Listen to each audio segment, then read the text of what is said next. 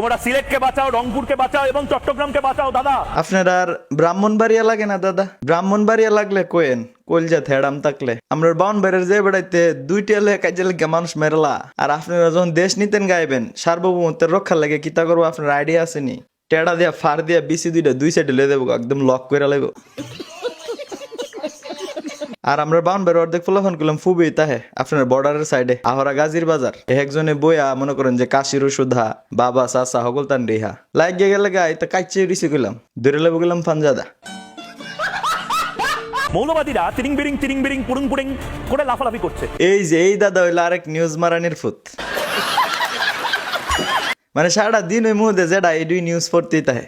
তো দাদা আপনি নিউজ পড়ার স্টাইল এমন কি লিখা? আপনি কি আগের জন্মে সুলকানের মলম বিক্রেতা ছিলেন? তোমার নাম আমার নাম সিলেট, রংপুর, চট্টগ্রাম। আপনি মানুষের নাম চিন্তা করে আর লাভ নাই, আপনার নিজের নাম কি তা? এ কিও ভাই দাদার নামটা কি একটু বাসায় দেন তো স্ক্রিনে। কি এটা লেখা? ময়ূখ রঞ্জন ঘোষ। না না, নামটা একটু ভুল হইছে। আপনার নিউজ পড়ার স্টাইল আর আবল তাবল গাওনে কি বুঝা জানেননি? আপনার নাম দেওয়ানোর দরকার ময়ূখ রঞ্জন ঘোষের জায়গায় মুরুক্ষ রঞ্জন ঘোষ।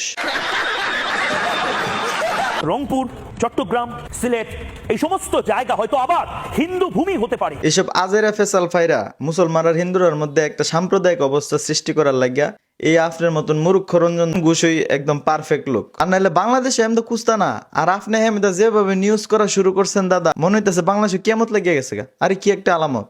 ফাজিল, তোর কপালে জুতার বাড়ি হারামি।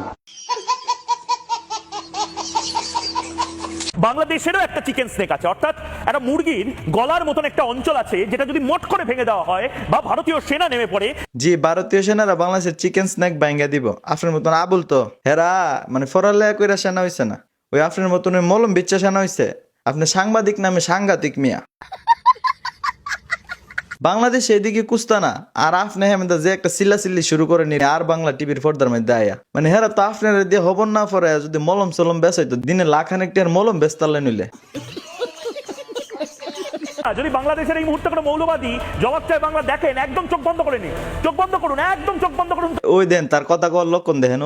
মানে ভারতের মানুষের প্রতি তো বা ভারতের প্রতি তো আমরা কোনো বিদ্বেষ নাই। আমার পার্সোনাল বিদ্বেষ হইলো এই যে মুরুক্ষ রঞ্জন ঘোষের প্রতি। মানে কথার লক্ষণ দেখছেন নি? ভারতের কাছে আকুল আবেদন, ওনার একটু আপনার একটু আগরতলার সাইড দিয়ে বাংলাদেশে ঢোয়াই দেন না, ব্রাহ্মণবাড়িয়ার দিকে 2-3টা টেড়া এক কেন কইরা আমরা বাউনবাড়িয়া বেড়াতে পিছনে গুজ্জা দিল হইলে যাতে কথা না বাইর। ফেনী যদি দখল হয়ে যায় চট্টগ্রাম কিন্তু স্বাধীন হয়ে যেতে পারে।